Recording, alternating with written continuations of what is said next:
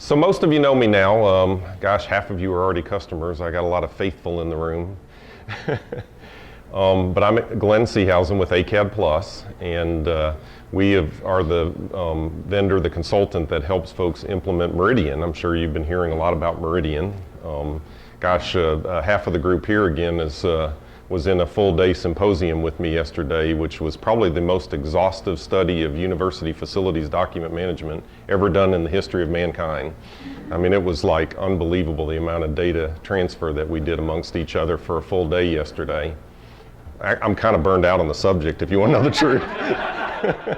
So if I sound a little bit dull, it's kind of like, how am I going to talk about this again? But anyway, so this presentation is not my presentation. I'm here just to introduce and to assist for a few items.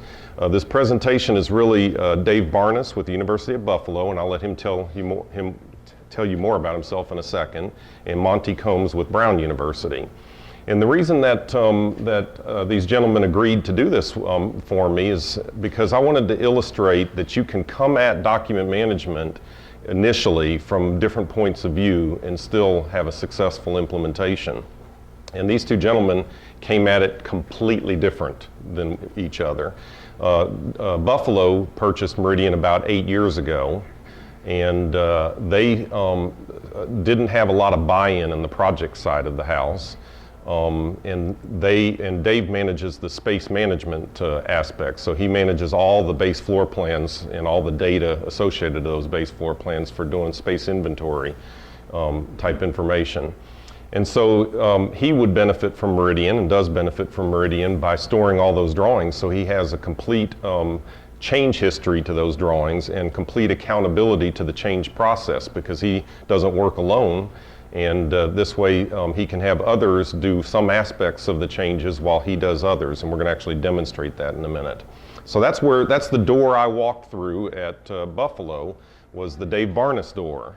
That spread then, and they now have like 100 and some thousand documents in Meridian, many of which are archives, many of which are projects of certain project managers that have bought into the concept and use it on an everyday basis. And then there's some project managers that are still kind of stragglers that aren't really using the system much yet. Sometimes it takes retirement for that to work itself out. So that was their strategy. Monty is going to tell a slightly different story, and I won't steal his thunder, but just to say that his focus was more on the operations maintenance side of the house and getting the critical documentation as quickly as possible in the system so that they could start benefiting from all the technical documents, from the drawings, from the O&M manuals, etc. And then he's kind of letting that trickle out to do the same things David's doing with the floor plans, the group that manages the floor plans, and then also with the project management side of the house for live projects, so that they're managing their documents as they're creating them and working on them. So with that, I'm going to turn it over to Dave and let him tell his story a little bit, and then we'll let Monty wrap up. Oh yes.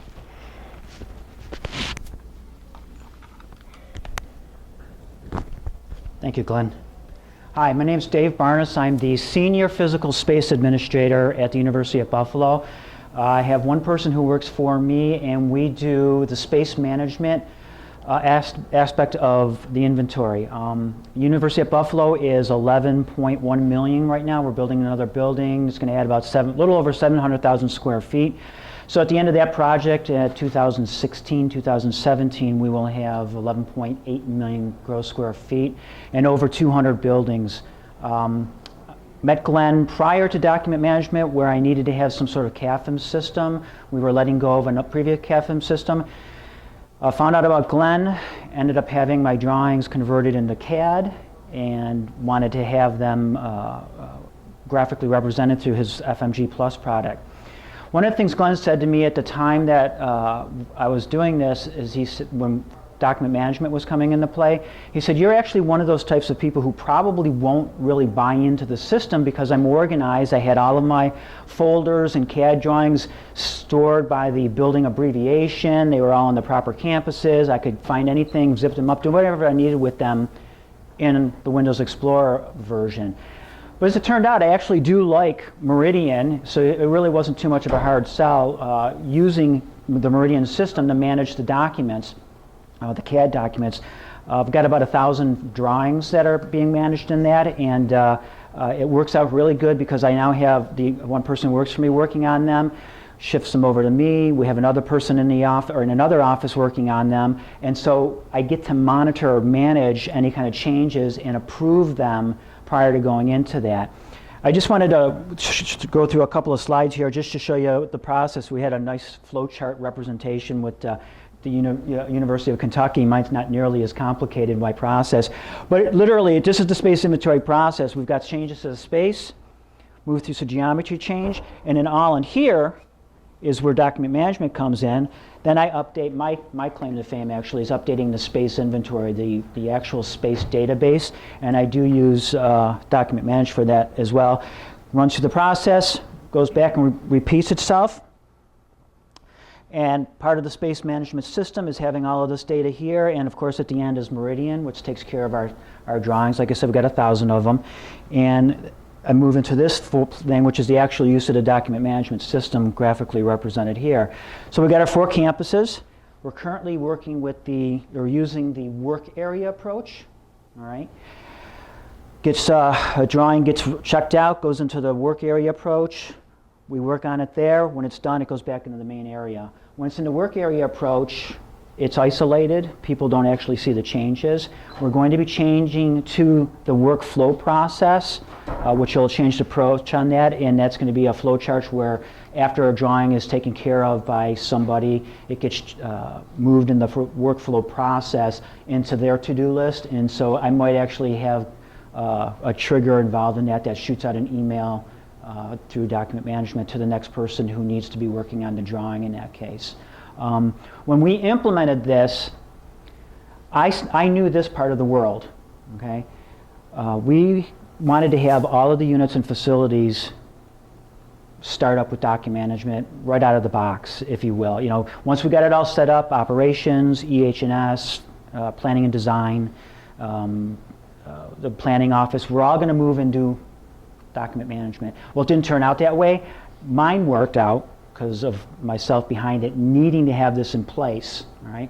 So this small this really large kind of approach ended up focusing down to me, right, and doing my stuff. And then there was a key person, Bruce, over in, that works for Ron over there, who was involved in the project side of things. And by working with my base drawings, pulling them out of document management, copying them out to the project folders, setting up each new project in document management system, we forced people to have to go to those documents to get them to work on their projects. Now, some people cheat. They put them on their C drive and they work on stuff down there, so they've taken them out of the system. But over time, they've got those and they've moved them back into the main vault to work on their stuff. So the reason why I circled around and brought that back up was the fact that we started out big, okay, focused in on my stuff, and then trickled in or moved in with people to adopt the other approaches. Our archivist people were like me. They they used the AIA naming conventions and all that coding and that, and they went whole hog and just started scanning thousands of drawings, putting them in the proper place. And so there was a dedicated person with a couple of staff people who were doing that sort of stuff. So now the project architects and engineers who need stuff can get them online through DMS, or Meridian, excuse me. The DMS is something I'm trying to avoid, but the Meridian system, and they go in and use those online and have access to them. So while at first we wanted to have it up front and use it that way, it was by having these base drawings and the archive drawings, which Meridian was really good at, available, that they got that.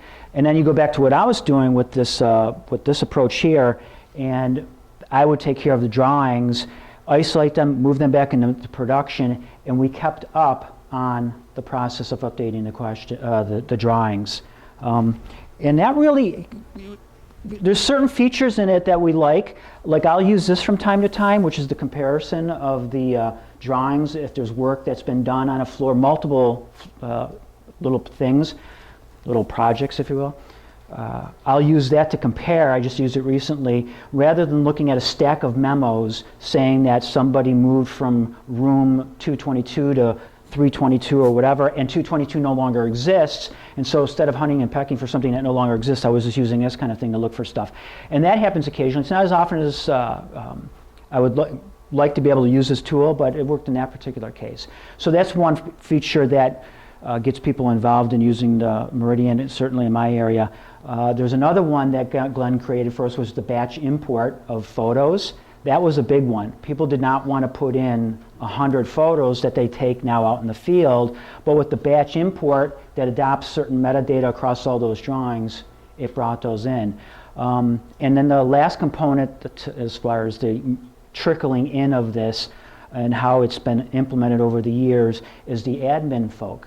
All right, now those are a group of people I would have thought right off the bat would have wanted to use document management. But I discovered that the admin folk have their way of keeping track of stuff for the project managers, architects, and engineers. And they're very proud of the fact that they can get that stuff to those people when they want it. Because the last thing you want to do is get a project manager upset with you, which is really easy to do. And so they were really reticent about giving up this method that they have for finding their stuff, which usually amounted to having something on a C drive in the right folders, and they knew where it was. The other thing about the admin group is they had a collection of documents that were always involved in certain aspects of a project. The startup, the closeout, certain documents that they needed to get to whomever for signatures or the like. And they had them in the one spot. And when they needed to fix them, they knew where to go with them. But they weren't in a spot that could be found by anybody, especially in our union environment with the CSEA union. There was turnover, so you'd lose that knowledge, if you will, of getting the stuff or having the stuff located in one location. Well, when we were introduced to the idea of collections, and I don't know if anybody knows about collections in document management, you tag the stuff in the proper tag for the grouping, got the collections view that comes up, all those documents are available, they can be copied out to whomever, zipped up, emailed, and they get the documents just like that. They're learning how to use the departmental file type, and so they, while being last in one sense, are actually the ones who are really loving the document management system because of what it does in terms of helping them with their file management. So as an approach, we started on space inventory stuff, and then it went into projects. Operations, the archivist people deal with the O&M stuff. Our customer service people have, unless I'm mistaken, have rejected the use of the system at this point. They'll probably be brought around later, but some of the stuff that they were using it for just didn't seem to work out with their custom order stuff. So that's a little area that's going to be probably need a little bit longer to get involved in with. And that, for all intents and purposes, my presentation. I start the whole process up again with going on to the next drawing that needs to be updated. Any questions? I want to show a little bit of what, I guess, should I switch again? No, actually, I think I'll give it to Monty, yeah. Okay. So I'm going to show a little bit of live software of Buffalo's Vault. So in Buffalo's Vault, we have what we call multiple navigation views, multiple ways of coming at the documents, if you will. And one of the tricks that Buffalo does is they put a numeric number in front of everything so that they can communicate better about these nav views. So go to nav view 400. So if he's on the phone with another user and he says, hey, I got an issue with this drawing, I want you to look at it with me, he could say, go to nav view 400, go to the Hayes Hall Annex base plan, and the first one on the list. So it helps them to communicate if they're both on a phone looking at Meridian simultaneously. But this particular nav view 400 is only Dave's drawings. So it's only the base floor plan drawings that he's responsible for managing. Even though there's some 100,000 documents in this vault, we're only looking at some, I don't know, a couple thousand. Yeah. So a little bit about Meridian, since half of the folks in the room haven't been exposed to it too much. In the top right is the property pages describing this document with various properties. So here I can see that it's the South Main campus, what building number, what floor, etc. The bottom right is, of course, the viewer, which we view hundreds of different file formats without having to have the native application. So anybody that uses Meridian can view AutoCAD drawings, for example, without having to use AutoCAD. The part I wanted to show mostly, though, is the work process that Dave goes through. So Katie, is she in the room? She go to the other one? Not the other one. Ah. She says she does this all day, so. Divide and conquer, right? So Katie works on these floor plans a lot for Dave, and what she'll do is she'll right-click on one that needs revision. Actually, before I do that, I want to point something out. I want you to notice that it's Rev 6 right now, okay? So she'll right-click on a file, and she'll put it into the work area that she does her work in. They do their work in, I should say. It immediately shows a little lock symbol. Y'all can't see that because it's slightly hanging off, but there's a lock right to the left here, and it also shows that the status is now that it's involved in a change. So what does that do? Well, anybody that wants this floor plan to do a project or something, or sit with a customer and talk about their needs, they can know that, hey, this is maybe being worked on, right? They know it's in work area and it might be being worked on by somebody. So they might want to go talk to them and find out, what are you doing to this? Can I use this drawing for my purposes? So then they can go to that work area and they see only the files that they're working on. So now it's a subset yet again. So it starts from 100,000 files in the vault, it's down to a couple thousand, which is all the base floor plans, and now it's down to the 10 or 20 or 50 that they're under a change process of some kind. So now Katie would double click the file and say, I want to literally work on it to do what's called a start quick change and open for editing. So it checked it out to her, me in this case, to the change process. He knows who's working on it. He's got another sort of co-worker in another department that's actually across campus. If he's working on one of these drawings, he knows it. So now Katie will fix this drawing because there was a construction event or whatever. So immediately I see the change. If my security rights allow me into the work area that they're doing the work. If I'm not supposed to be poking around in half-done work, then my rights only allow me in what's called the main area. So now he does his thing, and it can have, I mean, he's not doing this type of automation right now, but we might later. It can automate things like creating a PDF file and putting it out on the web server where it belongs as a part of the change process. It can notify people that might be affected by this change.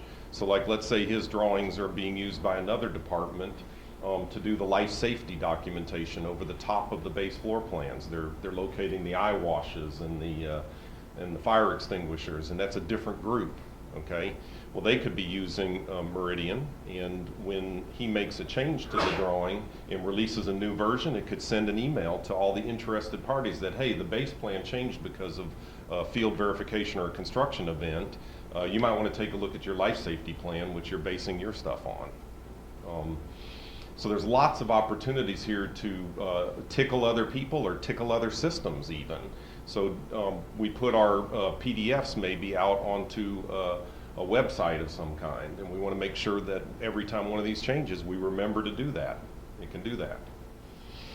So he can also know exactly what was changed. If he right-clicks on the file and says show revision history, he can see all the versions of it that have happened and who changed. So I'm going to go ahead and I'm going to release this work to the work area. Oh, and he might want to work on it after Katie. So just because Katie's done, it's still in the work in progress area. He can now check it out. He can do some more to it. He can update his FM inventory, and then he can go ahead and release it. You can see that it's Rev 7 now, whereas it started at Rev 6. And anytime you want, you can say, I want to know what changed and who changed it. So you can see that Katie changed it back in 2012. Dave changed it in 2015 a couple of times, and then since I put this on my local machine, I'm goofing up his stuff. No, this isn't live. And I'm going to go highlight any two of them, say show the comparison of them, turn off the ones that are the same, So in the top left is Rev 6, in the top right is Rev 7, and in the bottom right is the delta. So you can see that the wall moved, therefore it qualifies as both an addition and a deletion, and I added a circle, so that's an addition. So complete accountability to the change process of these. If he wants to, somebody asks him, hey, you know, what did the building look like 2 years ago? I guess you've been using Meridian for probably this purpose about 7 years maybe. So any time in the last 7 years, he can go back and see the way that building looked. And that was one of those neat features you see in the beginning, and I thought, wow, I'll use that all the time. And then I didn't use it for a while because I forgot about it. And then a couple of years ago, we started remembering that it existed because of some changes that were happening and trying to track back the change. I'm surprised at how many times people will all call up and ask about something that happened in the past. It just never occurred to me, but it happens, and so I've used it occasionally in that regard to go back to the revision history to look for what it was like back when. They can't not use it anymore. It's just everything that starts out with the project, whether it's my base drawing, the archive stuff, the admin folk are dropping stuff in there. So and quite frankly, they've just learned to use. That's the most intimidating part, right? The wizard and that whole idea of having to do stuff that before seemed like, but Glenn's pointed out from time to time, you know, the whole drag and drop with the click here, click there, it ends up being essentially the same amount of clicks. It's really not that big of a difference, and that just happens to be a much more organized set of clicks.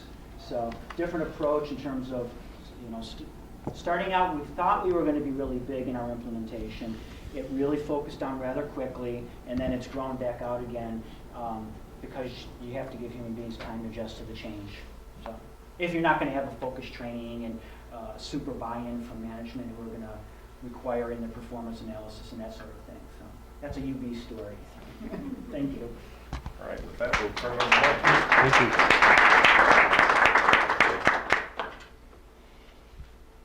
Hello, everyone. Good afternoon.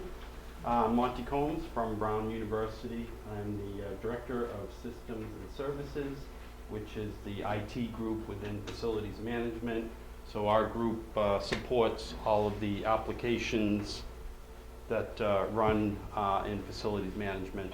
And we work very closely with the projects group, planning, design, and construction, and with the operations group. So we sit kind of right in the middle of all of that and trying to bridge the gap between those two teams. So today I'll talk about Meridian a little bit as far as how our approach to it. I'll demonstrate our Web Explorer portion of Meridian, and then I'll show you a couple screen captures, not captures, but actually live of our mobile app that's calling documents up from our Meridian as well. Just to put the project in context as to how we went about Meridian, give you a little background here. Everything that we're doing right now is about our preventive maintenance program, which we kicked off. We had a big strategy developed back in 2011. It's a 10 to 15 year project. Really, that's how long it's going to take before we really see the full vision of how we want PMs to function in our organization. So the idea with that is that we are increasing all of our PMs without adding any staff. So all of our staff are full, booked 100%, running around campus, addressing work orders. How do we gain efficiencies, right? So that we can divert their effort towards PMs. Hence, the projects that are here, which are all about trying to gain operational efficiencies to free up that time so we can do more PM and then ultimately reduce the reactive work orders. That's our kind of larger theme that we're after here. So the Meridian was a good tool for us to go after because everybody here is probably well aware of the amount of waste that's out there trying to track down data and find data, especially if you're out there, you're a tradesperson, you're out there, you're standing at the piece of equipment and you need information about it. A lot of waste in that process if you have to come back to the shop or hunt through a plan room or whatever the case might be. We also kicked off this project, Visual Aids, which I'll show you a couple of those. It's basically, we're trying to provide to our trades staff a federated plan of systems.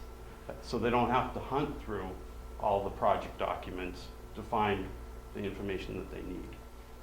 And then the mobile app is a way that we can tie all of this together and put it into one interface and provide that to the staff. And the mobile app all by itself is going to reap enormous efficiencies for us and already has started to do that. So the Meridian project, we did the needs analysis with Glenn in 2013. We did, right after the needs analysis, we spent a good deal of time cleaning up our projects database. All of our projects for everything is a custom developed application that we have. And we had to do a fair amount of cleanup of that data because it had grown over time, you know, literally over probably the span of about 10 or 15 years that had developed. So we had to clean that database up so that we could integrate it with Meridian. Okay, and I'll show you the power of that because now the only thing we need to know is one piece of information about the project, and everything else about the project comes along for the ride, and that's very powerful. We also integrated it with our famous, our CMMS system and our space system as well. So all the space data is coming in from Famous directly into Meridian, and all of the assets, all the equipment IDs are coming in, and we're going to be adding the work orders too at some point. So we outsourced all the scanning. So we had around 50 or 60,000 documents that we parsed through, and then we started. This was over a span of a long time frame because we started in-house. That wasn't working too well, so we started shipping them out, and we contracted with a company to do the indexing for us. That doesn't work, or it didn't work for us, so we just said, you scan them and send them back and we'll take care of it. So that's what we wound up doing. We had them scan it, send it back to us, and we indexed it in-house. The way we did that is I literally hired just one person, temporary person. We interviewed a bunch of people, and I got a real techie guy, you know, that wanted to sit down there and could just sit at a computer all day, every day, and just do nothing but indexing. And that's exactly what this person did for the last 15, 14 months. And we have completed our, all of our archives are done now. So we went live. We started in 2013, about June 2014, we went live with our first portfolio that we had loaded up. That was our most equipment-intensive portfolio, and that was about 6,000 docs. And then a year later, we finished all the archives at 44,000 docs. Remember I said 60,000? That's how much we kind of weeded out that was duplicates and junk and all that kind of stuff that we didn't need. This is a 75-inch touchscreen monitor that we put into our plan room, and you walk up to it, and it's actually about the size of it. It's a little bit bigger than that, and it actually works pretty good. It's with a little bit of a learning curve getting used to it, but this is the Web Explorer interface on that monitor. And we have a generic login that the tradespeople can come up. Instead of coming to the plan room now and open up a set of plans, we're directing them to this. And this is where they're going to be looking up information. Now, if you have all the plans sitting over here, and you have this monitor sitting here, everybody goes to the plans. They don't use that unless you take their hand over and you bring it over. So what we're doing, we're getting rid of the plans. We're shipping them out, we're sending them off. So this will become much more widely used than what it's underutilized right now, but that's going to be their only option in another few months, because we're just getting rid of the plans. Because we're going to repurpose the plan room and actually put cubicles in there and put people there. So that was one of the value adds of why we wanted to do this project. Let's reclaim our space. So we put in all the archive docs in there, focusing on record sets and O&M manuals. Again, this was about the operations folks and giving them what they needed, and these were the two primary things they needed to do their job. We did put in all of if we had a 50% design set, rather than weed that out, we just scanned it and put it in, but that's buffered from the operations folks. They don't need that stuff, so when they go into the Web Explorer, they don't even see it, okay? So active projects, we have a pilot group working on that right now, and we are helping the projects group with that transition. So we have the CAD group putting in all the drawings, that's an O&M for them. So project manager gets the 50% design set, and they just forward it off to the CAD group, and CAD group is gonna load it up for them. Takes the burden off of them, right? Because they don't wanna do any more than what they have to. And then the submittals, the project admins have just started to put the submittals in. So project manager gets the submittals, forwards it off to the admin, they load it in. All other project documents the project manager is doing. Okay, and we only have, right now we have 3 people doing this in our projects group as our pilot, and then I have 1 planner doing it as part of our pilot. And I'll show you what that looks like, because we're starting to see the benefit of that, and that's what I'm gonna use to now go out and make sure that we get the rest of the project managers using it for active projects. Our real estate people have just started using it, and they're loading up all the leases and deeds in there. And now we're scanning in all the old planning studies that the planning group had buried in files all over the place. So we're collecting those up, and we're actually going to reclaim all the space that was taking up in the files. Okay, so what I'm going to show you now is the actual Web Explorer. Okay, and that's the web interface into Meridian. And this is what we rolled out in June of 2014 to our trades folks. We marched them all in. We set up the training room, and we had 20 at a time come in and trained them on how to use the web interface for this.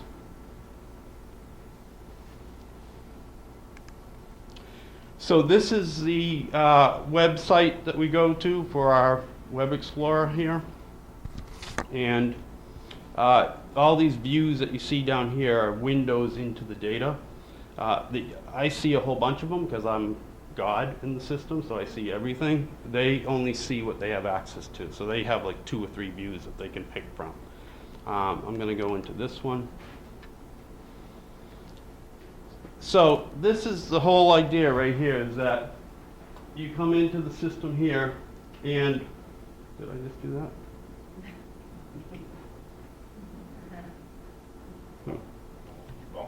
I must have hit something with my elbow.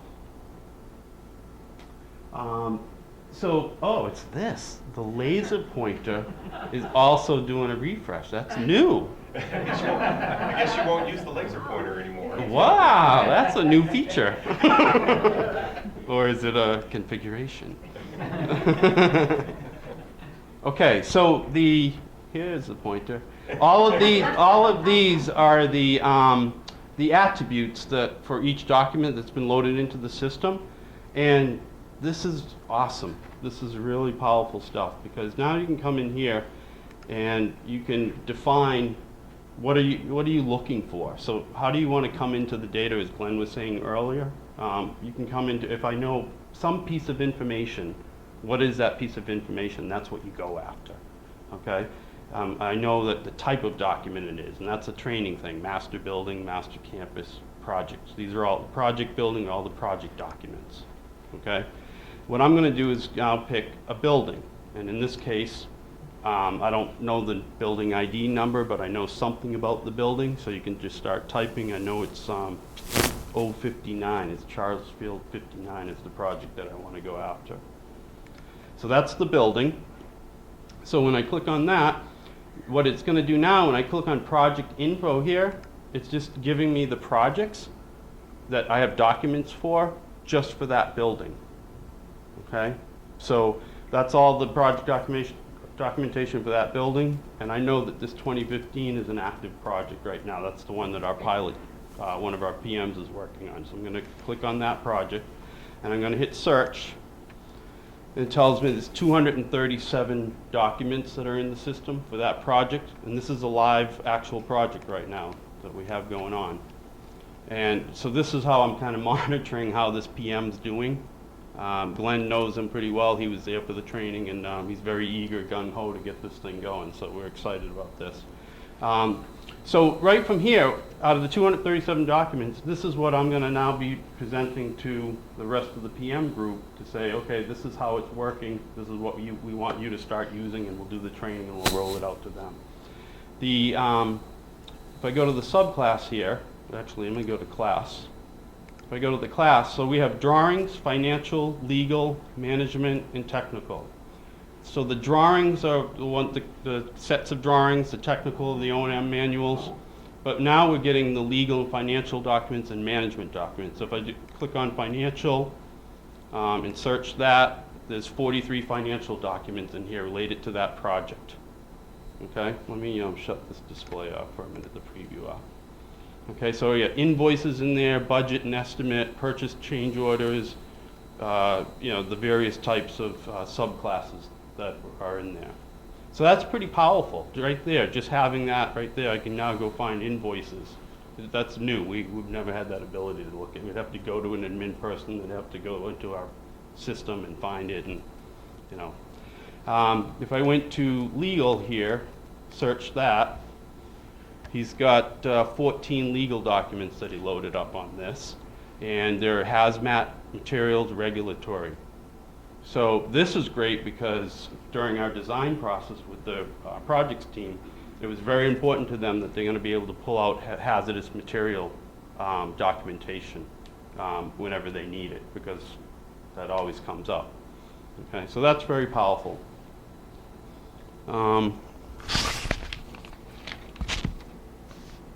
Okay, so that's a quick look at an active project. Next one I wanted to show you was, I'm going to do a reset here and just clean that. And then I'm going to go into master building. And I wanted to show you J. Walter Wilson.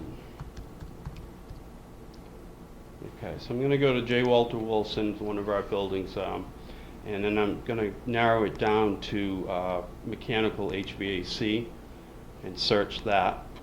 All right, so under the building masters are what are the sustainable drawings. Those are the ones we're committing to keeping up to date at all times. So a project might alter one of these, and we have to update it and keep those up to date. These are the ones that we want people to go to. So this is the area that predominantly our trades folks are going to, more so than the projects. They will be coming here more than anything. So here we have, I'll go to this third floor zones. And this is the idea I mentioned earlier about visual aids. These are the types of documents that we're actively working on to make available to our trades folks. Okay, this is basic stuff, but pretty big time savings. So you get a call for one of these rooms and you're walking around the building, and where's the thermostat that controls that room, right? The building occupants actually the ones that asked for this. So this is, it's really basic stuff, but you have to hunt through a whole set of HVAC drawings to find this out. What's that? You give the building occupants We give the building managers access to it, not the end users. So, yeah, exactly. We all know how that battle goes. Give them placebos. Yeah. So anyway, I wanted to just show that that's an example of a building, what we call a building master visual aid that we're producing. Okay. The last one here I'll do on here would be let me reset this. Okay, is the master campus. If I just do a search on that, there's 518 documents there. These are maps. These are all different maps of the campus. And in the case of what we have for classifications here, I either have base maps or utility maps. Okay, so if I go to a base map, search that, there's 42 base maps. So this would be the brown houses, zoning maps, historic maps, the jewelry district, et cetera, the actual overall campus base map, blue light map, et cetera. If I go to utilities, we have 476 utilities maps here, and these are, you can see them here, the fire alarm, 11 kV. So if I narrow this down to a discipline, let's go to electrical. Now I have 17 electrical campus maps. And then the one that I wanted to pull up here is one that our high voltage tech uses all the time, is this 11 kV electrical one line. So I'm actually going to just download this as opposed to use the viewer on here, and so I can open it up in the full. So this is a document that is maintained on a regular basis. It's one of our masters. And you know, if I zoom in on this, this tells everything about our electrical. So when we have an outage, we know how to go in and redirect. We have different feeders for all the buildings. So as soon as one feeder is lost, and we have 4 feeders coming in to the campus. If a feeder is lost, we can come here and you can identify all the buildings that are impacted by that. So we can send out the notifications. And then you can use the key lock system, transfer over to the other set of switches. And then we also have all the generator, but you can see it's a pretty involved plan here, but to the electrical guys, they understand this. This is just a whole bunch of nice, pretty lines for me, but they swear by this. And I've seen them in action using this. This is a pretty critical document when power is out and you're scrambling, okay? And then here's a generator plan too as well. Again, I could just click on it in viewer. In the viewer, I like to use the full Adobe because I can navigate through it. It's a little bit slower. So here's a generator plan for the campus. And the reason I'm showing you this is that this is all accessible now anywhere that you have access to Wi-Fi, because it's on mobile now too. Okay, and I'll show you that. Is the viewer licensed, or does anybody use it? They're doing all PDFs so that they don't have to worry about a viewer. But if you're going to, But I mean the browser, the Meridian browser. oh yeah, it's licensed. Okay. Yeah. So anyway, here's a generator plan, and again, this has been very useful. If something comes up, you know, you can see what generator number here. This building here is where I am, way up in the corner of campus. That's generator 40. Here's generator 40 right here, and then you can scroll over and you can see, you know, the size of the generator, etc. Okay, so that's that. So that's that's all I wanted to show you, I think, on the Web Explorer, and then now I'll just jump over to the mobile. While he's doing that, I got to brag on this guy for just a second. He came to the CFTA, only what, about 10 years ago? And he Yeah. didn't know anything about facilities.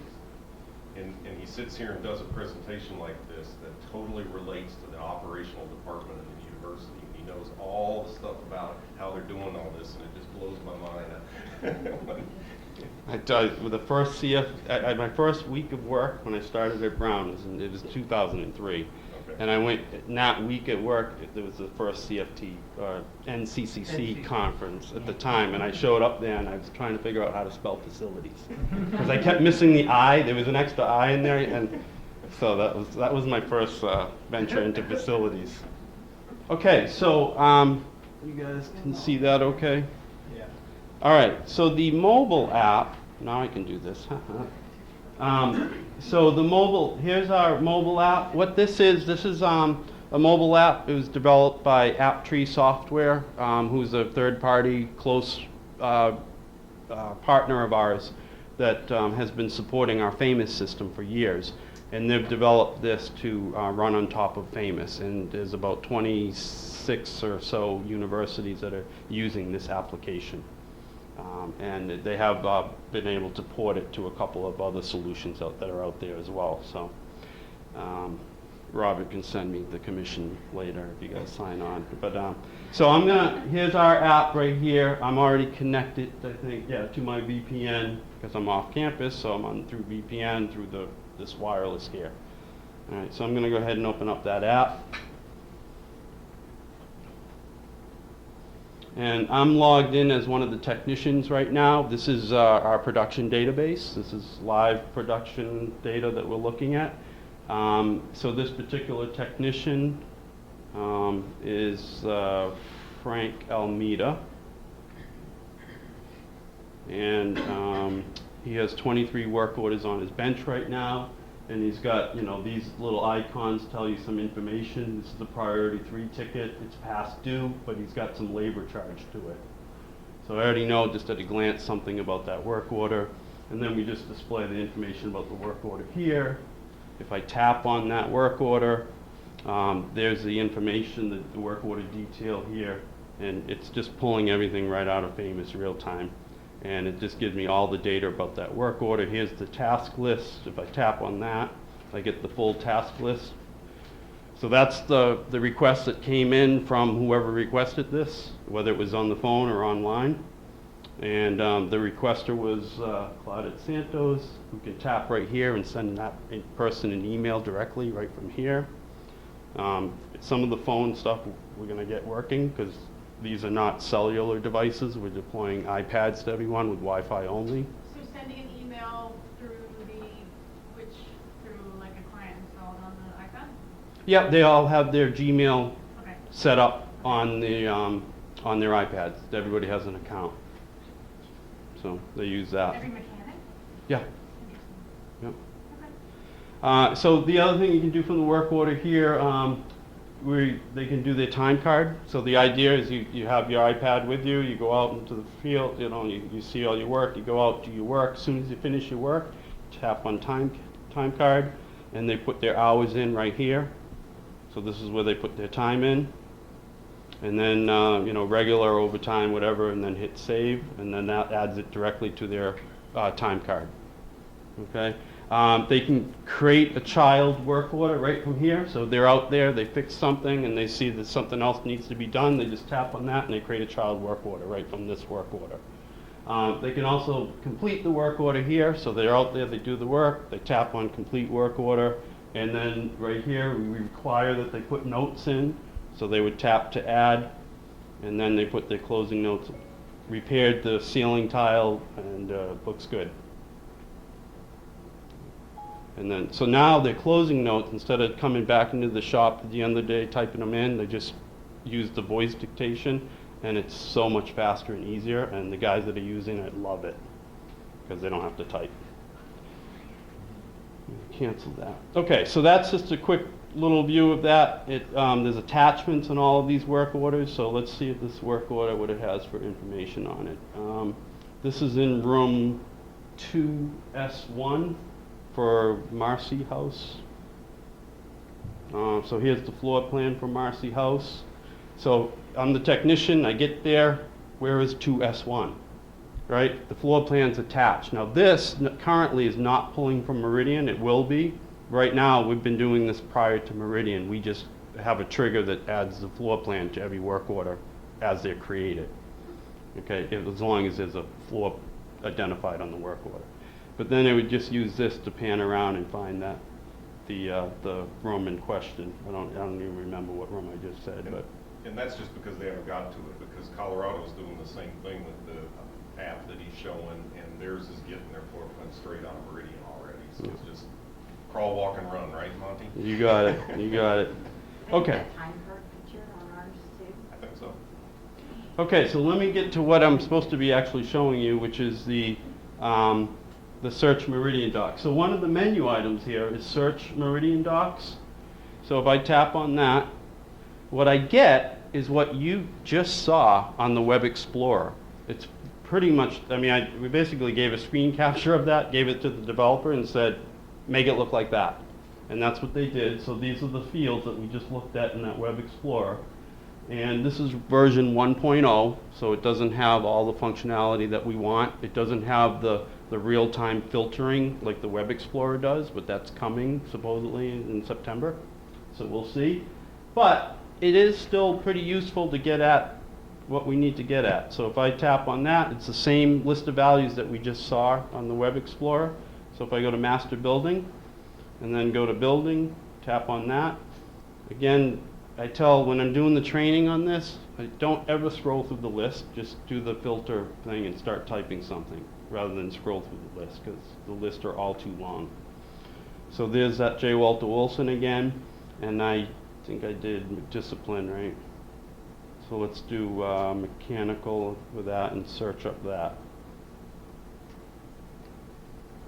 This is going back to Brown Live. Yeah, this is production live data here, so it's taking a little bit to call up and do that search because it's going through VPN, which has its overhead on it. So there are the documents that met that criteria, and I here's that third floor zone that I just called up. It shows you the metadata from Meridian here, and then there's the PDF right at the top. You tap on that and it opens up that PDF. Again, this is now out in the field anywhere you are with Wi-Fi. Okay, and there's that same document that we were just looking at. Okay, so pretty powerful stuff. I'm going to tap default and clear that. One other feature, I have one more thing I can show you here. I wanted to show you the search for equipment here. So search for equipment right here. So if I tap on that, here you can search for equipment by keying in any piece of information that you know, or you can tap on this, scan the barcodes. So I'm going to tap on that, and it doesn't work when I'm projecting, so I'm going to take that off, and then tap on it, and then put the projector back. So it's just taking advantage of the iOS device camera, and this is what our barcodes look like at Brown for all of our equipment. So I just scan that in, and it pulls it in to the search, and then it pulled up that piece of equipment, and there's all the data right from Famous for that piece of equipment. Okay, it's got all the pertinent information that you're going to need to order stuff for this. It's got the last 5 work orders that were done on that. So I can tap on one of those work orders and scroll through that, see what the notes were or what happened with that. If I go down here, we have the attachments for that. So all of our equipment, we're attaching photos of it. Okay, so that is the AHU unit that I just called up. So you can see, and you can kind of pan around on that a little bit. We also capture all of the nameplates and all that kind of information as well, because that's pretty handy when you're trying to order things. Okay, so this is all the many photos for this one because it's such a large unit. I don't even know what some of these are, but that's I don't know what that is. The controller. Those are in Famous right now. Do you plan to move those into Meridian at some point? The photos, yeah, I'd like to. I'd like to have all the photos there. Okay. Yeah. Then if they were in Meridian, you could have some descriptions and stuff. Yeah. Yeah. So but it's there. At least I have the photos now, so that's I think all the time that I have. So thank you. Thank you very much. Thank you.